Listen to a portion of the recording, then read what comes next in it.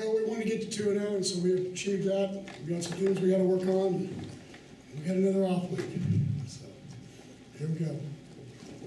Coach, what do you think of the work of Pearson and Chucky inside? Really, I thought our tackles played real well. But, I mean, I wasn't surprised by it. I mean, those guys played against LSU. They played against Oklahoma. They played against everybody in the Big 12. So it's really the whole front. We rotated a lot of guys. So. Against Cobb, though, that's what you were looking for, I guess, right? Yeah, I didn't see how much he ended up getting. But, you know, for us, you know, we knew you had to stop. You were going to stop Minnesota. You had to stop Cobb. So it's, you know, 2 weeks in the run game and all the option stuff. But, you know, I think the world of Jerry Keel, so it was hard walking across that field, but I was glad I was on my side, not the other. But good man, really good man. What do you think of Trayvon's game? I think he needs to wear the same color shoes everybody else does. Get on the program. So, got to make sure that we play within the system, doing things we need to do. Thought the offensive line did a pretty good job. We had a lot of scramble. That's the thing Trayvon can do. If you're going to play coverages where you're going to drop everybody out, he's going to end up running on you. So it's, but the thing I'm most disappointed has been both weeks in a row. We got to play better on third downs. A lot of it has to do with penalties. Nobody's very good at 3rd and 12. I mean, it's just fact of life. Derek Kindred, fumble recovery, interception, almost a second interception. Can you talk about his performance today? I'm sorry? Derek Kindred, fumble recovery, also an interception, almost a second. Your thoughts on his performance? You know, Derek's a guy that's, ever since he came here, has been a guy that's been an opportunity guy.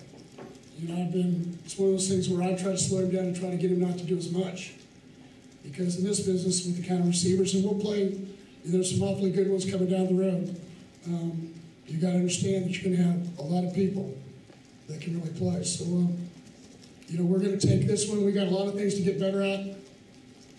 Now we'll turn our attention to more of a passing. You know, we've worked for 2 weeks against tight ends and powers and option and all the things we've got to defense. Now we'll work against really what'll make us better, getting ready for the first really 3 out of 4 teams that we'll play in October is the passing game of SMU, because they do a lot of the similar things. So we'll also see some 50 defenses, and that's what SMU does. So it'll get us better on offense. But we got to cut down the penalties, and we've got to do better on third downs. Dotson had a kind of a quiet opener, but what got him going today? You know, Dot's been a guy I put on scholarship here, you know, this summer, and he's just one of those guys that makes plays. He's not the fastest. He's just one of those guys that he's very serious about playing football.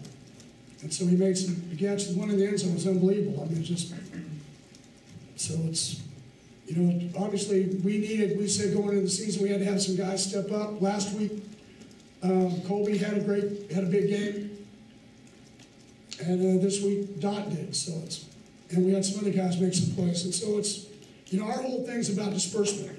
How many wide receivers catch balls? So you can't hone in on who's getting what. And I think everybody, there was a lot of receivers that caught a lot of balls, different places. What about Trayvon's game told you he was kind of doing his own thing? Well, I don't know if he's doing his own thing. It's just, you can't hurt yourself. I mean, yeah, we jumped off sides, but that's 5 yards. That wasn't 20 yards. You know, you got to understand, it's not about scoring 60 points a game in this offense to win. It's about scoring one more point and let the offense do it itself. You don't have to do everything. That was one of the things that got him in trouble a year ago. Let the offense work for you. And so we'll go forward. I'm excited about the win. We want to be 2-0. Now tomorrow, I'm not going to worry about it tonight. In the morning, I'll probably, once I get to about 10:30 and I've watched all sides, I probably won't be very happy. So, but that'll be tomorrow. So. You can be happy with being a perfect 12 for 12 in red zone chances in 2 games thus far. Oh yeah, they have. When we've got down there, they've done a great job. We've got to get to where we don't hurt ourselves. Too many field goals today. In the league we're going to play in, that many field goals get you in a lot of trouble. You got to score touchdowns. What did you think of Paul's performance on defense? Dawson? Yes. I thought the front linebackers and front all played well. He was the one that stripped the one fumble. Really, we had to be accountable only a couple times. We did do some things we were supposed to do when they had a couple option reads. But I don't know if they were surprised, but I don't think our kids were surprised that we played against some pretty good people up front, blocking us and doing it. We game plan wise, we crowded the line of scrimmage a little bit, forced them to try to throw the ball, try to get more people than they had there. And, we were fortunate some of it worked some.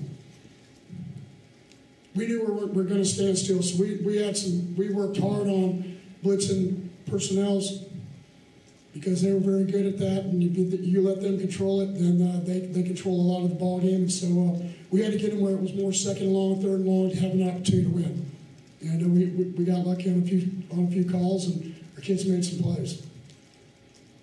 Did you guys tell Cameron to start calling a fair catch when they're within certain? No, we had our punch save group in the second half. We had about 5 times we just left our defense on the field. So when that happens, we just call punch save. We just call fair catch. Not a lot of true handoffs today, a lot of short passes that were worked kind of like runs. Is that just giving Minnesota something that they aren't used to seeing? Well, no, that's the offense. It's what the offense is. It's the way any of these offenses run it. That's what they do. A 4-yard pass is like a 4-yard run. Like I keep telling you, it's just a different form of triple option. Instead of pitching it backwards, you just pitch it forwards. So and that's the way we approach it. It's a fun crowd. I think I should make a rule: if you're not in the stadium by the time we score our first touchdown, you can't come in. We'll see how that works. It's a great crowd. They missed 14 points in 2 ball games. Crowd, I'll tell you who was unbelievable though. The student section again was unbelievable. And as a general rule, the whole stadium, it was fun. The whiteout was great. We really thank everybody for joining in and being part of that. So I got the question, well, why were you in purple? Well, you can't wear white at home. Number one, we were actually going to wear a gray, but it was going to be overcast, and I wanted to make sure we could see it, so we changed to the shiny helmet with the purple top. I'm just a fashion guru. Just telling you that right now. Fashion guru. Anything else for Coach? Was Trevon just going too fast? Was he trying to do too much? I don't know. I have to watch the film tomorrow. But I mean, thought the game was called well. Both sides made mistakes. The key is just, to me, run the offense, get where you need to get to, and let it work for you. I don't know if he's any different than any other quarterback. I don't even know what his numbers were.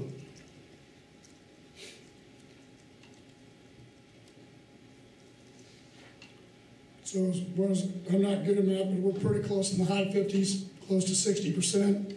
Had a couple drops. The thing with the key is they were smart. Early they pressed, but they got smarter and they played off. And sometimes you can't force feed the vertical routes.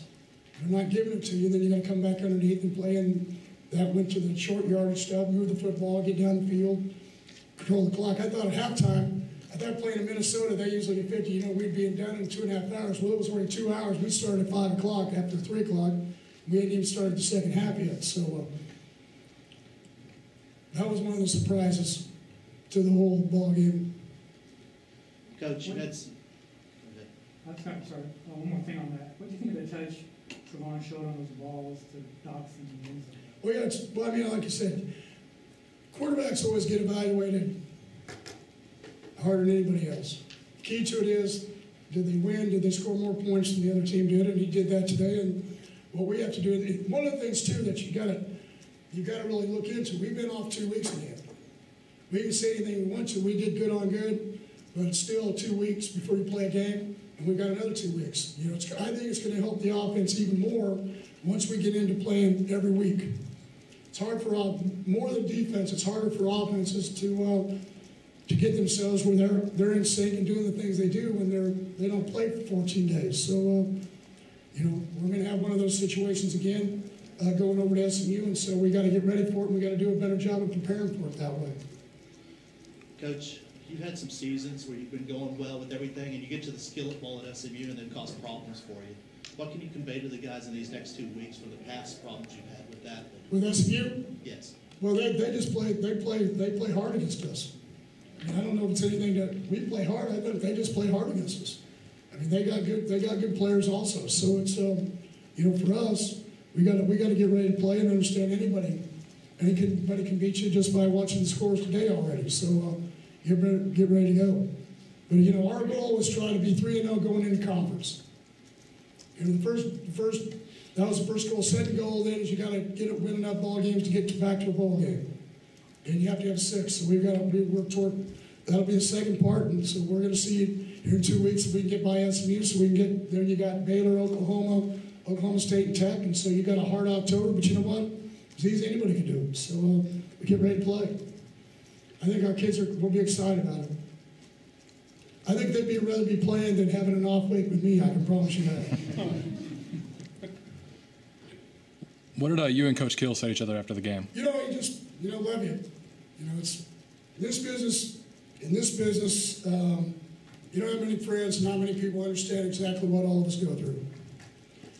I have unbelievable respect for a guy that's turned around programs all, 4 or 5, 6 places he's been. And he's been places nobody else wanted to go, and he made them all better. And he's made Minnesota better.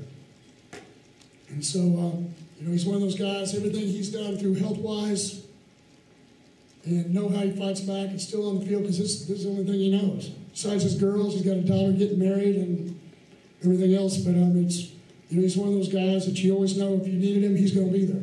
And some days through your lifetime, you don't have very many people of that type. So, he's one of those guys.